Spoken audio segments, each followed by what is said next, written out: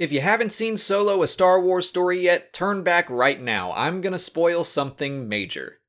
One of the biggest surprises of the movie was the inclusion of Darth Maul as the leader of the Crimson Dawn criminal syndicate.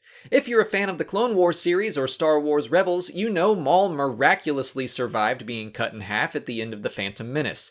But for those of you that aren't caught up, I'll fill you in on how the Sith Lord survived and what he's been up to since then. The basics of his survival come down to hate, rage, and all those negative emotions that make a dark side user tick. Sam Witwer, the voice of Maul, explained it like this: "The Sith don't have an afterlife like some Jedi have. They are all about amassing power and sustaining their lives as long as they possibly can. Maul was powerful enough that his hatred and desire for revenge against Obi-Wan Kenobi kept him alive for more than 10 years. That understandably came at the cost of his sanity, so he went a little crazy for a while, but his brother found him and took him back home to Dathomir, where his mother performed some dark side magic to restore him to his normal self. He got some monstrous robotic legs, fought Obi-Wan a couple of times, then got some normal robotic legs. He and his brother joined forces with a Mandalorian terrorist group called Death Watch, and then they started uniting all the major criminal syndicates. Black Sun, the Hutt Cartel, and the Pikes, who we actually see in Solo, sided with Maul to form the Shadow Collective. They took over the planet Mandalore together, but they grew large enough that Maul's former master, Darth Sidious, considered him to be a rival.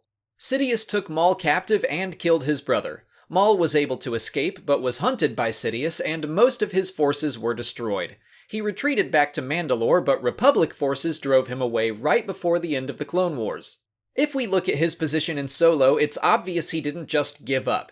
It sounds like he started a brand new criminal syndicate from the ground up called Crimson Dawn that maintained some alliance with his former allies.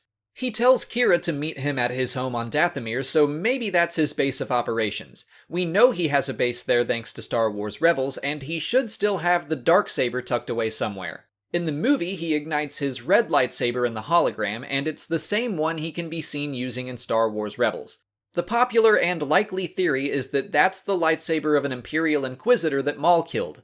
The Inquisitors were a group of dark side Force users that the Emperor sent after Jedi, but we know they hunted Maul as well. It looks like one tracked Maul down and did not survive the encounter.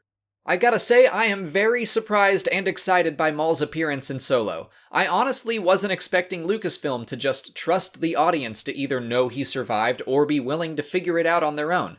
Hopefully this is just the start of a pattern of Star Wars going deeper into its lore in future films. I've always thought that Lucasfilm wouldn't risk alienating an audience that doesn't watch Clone Wars or Rebels by featuring characters that appeared there, and sure, Maul was from the movies first, but he's mostly been in animation.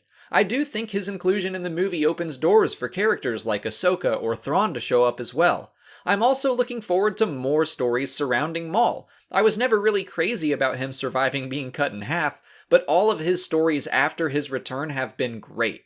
It's good to know there's more to come, and I can't wait to hear it. But hopefully you now know the basics of Maul's survival and how he came to be involved in the criminal underworld. If you haven't already, please like this video, subscribe to the channel, follow me on Twitter, Instagram, and Facebook, and consider checking out my Patreon page. As always, thanks for watching, and may the Force be with you.